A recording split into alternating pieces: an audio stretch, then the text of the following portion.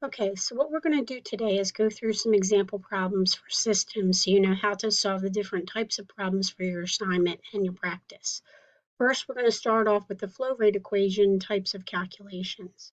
We're going to use the equation Q equals AV or some form of it for these problems. We're going to start with simply calculating the flow rate, then using that equation to find velocity size and velocity change. Then we're going to move on to finding velocity with pressure, changes read on a manometer, and finally, we're going to go through some problems using the reference charts that you have. The reference charts look like this, okay? All right, so our first problem, here if you look here, we're just calculating flow rate with Q equals AV. We're given a size, 10 inches, and a velocity and a expected flow rate. Okay, so what we need to do is we need to do the calculation with these numbers to check to make sure that this is operating like it's supposed to.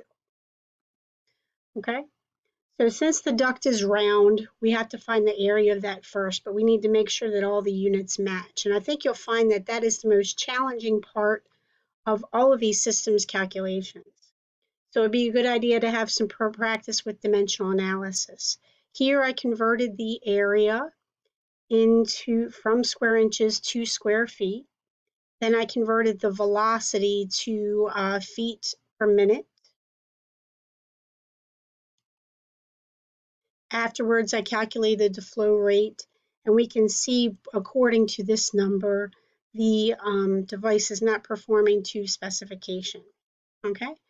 The next question we're going to use is to use the flow rate equation to find velocity. Okay. So next, again, what we have to take care of is conversions first.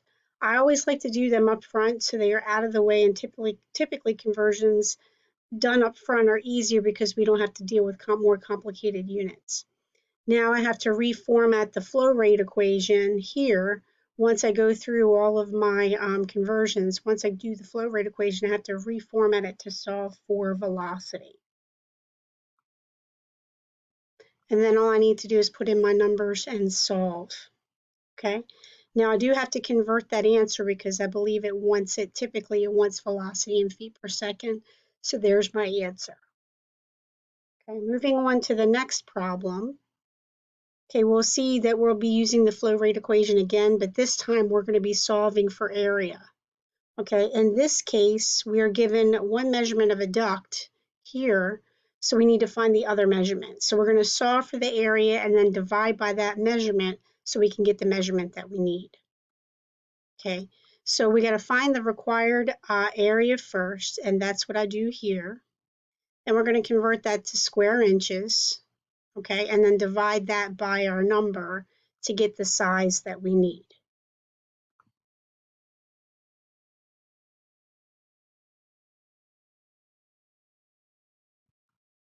The next problem, we're going to use the flow rate equation, but here we're setting two velocities flows equal to each other because we need to find the new velocity. Okay, so we're going to start with finding the areas of the pipes, and I've done that here. Okay, and then we'll have to convert the flow rate to CFM. Okay, and then we're going to convert that to cubic inches per minute, so our units are in the same type of unit.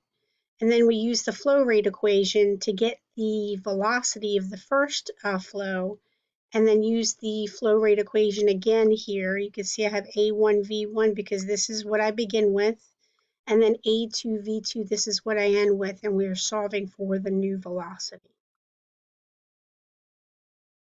Okay.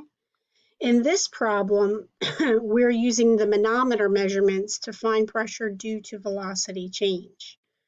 So we can find the velocity afterwards. So the very first thing that we do is we're going to subtract the two manometer measurements to get our result. Okay, and that's what we have right here. Okay, and then we can use this other equation here to find the velocity. Now this g value that's in the equation is the acceleration due to gravity. Please make sure to use the proper number. For metric problems, we're going to use 9.8 meters per second squared. And for English or standard problems, we have to use the 32.2. This is a common mistake that students make by getting the G values mixed up. Be careful with that. Going through the math, you can see that I go ahead and do my calculations and I end up with my result, my final answer specified. Okay. Now for the remainder of the problems, we're going to use the reference tables that you were provided with here. Okay. So I'll be referencing these, copying these into the PowerPoint for you. This problem is focusing on water passing through Schedule 40 steel pipe. So we're looking for the friction loss and the velocity. So if you take a look, you can see that I copied one of the figures that you'll need on this slide. This can be a little hard to read, so I recommend if you have a print version when you're using these charts, you use a ruler and a pencil to help you find what you need. If you're using an electronic version, you can put it into PowerPoint so you can zoom in, and you can also insert shapes that you can read, and you'll see that that's what I've done here, okay? And when you're using PowerPoint, make sure that you're inserting shapes. Do not use the draw tools because they will not be straight. If you use the shapes and go to Insert Shapes and the line, that will really help you get a nice straight line, okay? So what I did to start was I found the value along the x-axis that I needed, okay? And then I drew my straight line upward until I crossed the 1-inch line, okay? Then at that intersection, I drew another line across to help me read the value from the y-axis that I needed, okay? And that was 0.9 per 100 feet.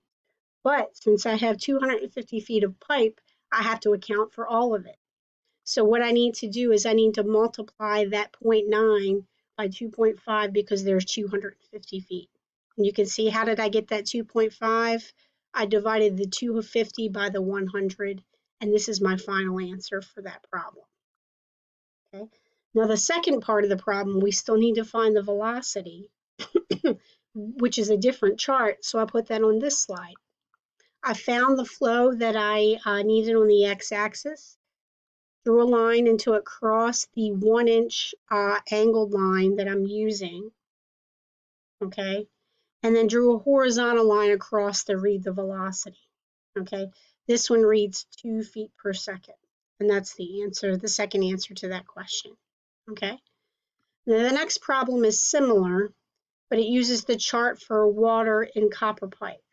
So here I have the flow rate and I have a maximum friction loss specified. There's my flow rate and there's the maximum friction loss that I need to use. For this problem, you're going to need to find the flow rate on the bottom and the friction loss on the side. I'll put my cursor where that is. So if I find the flow rate at the bottom, it's 100.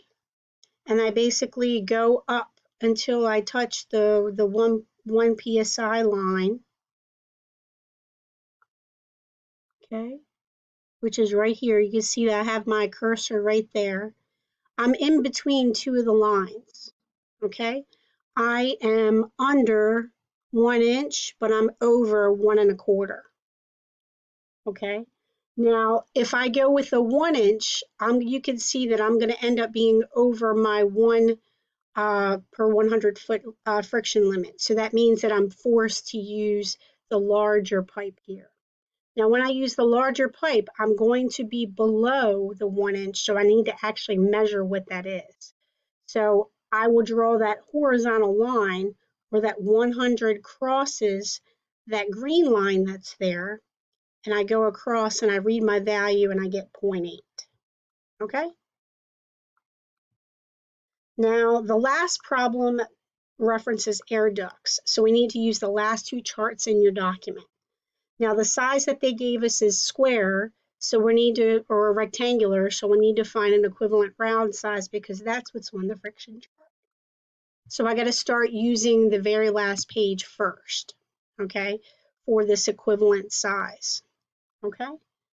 So you can see that this x-axis only goes up to 30, so we have to use the y-axis for our 36 side.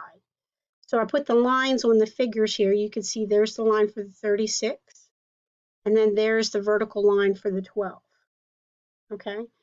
And if you take a look at that, it neatly crosses over the 22. Now, I do want to note that in some cases,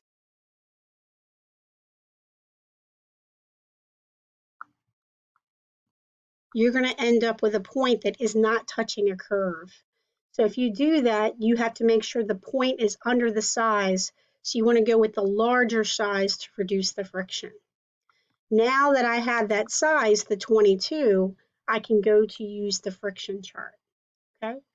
This is very similar to the water charts that we've already used. So I find my flow rate. In this case, I'm going to find, since I've started with my flow rate, it's on the y-axis. I start there, and that's my 10,000. I'll trace over to the 22 line. So again, this is a little hard to read. So you can see I drew another angular line there to help me read it a little bit better. And then I trace down to that intersection to get from that intersection to get the friction loss. Okay, here we have an answer of 0.8. Now, if needed, I could also look at the velocity on this chart. These angled lines that are going down that have a negative slope are used to help us find velocity. But in this case, we don't need to read that, so we'll skip that part.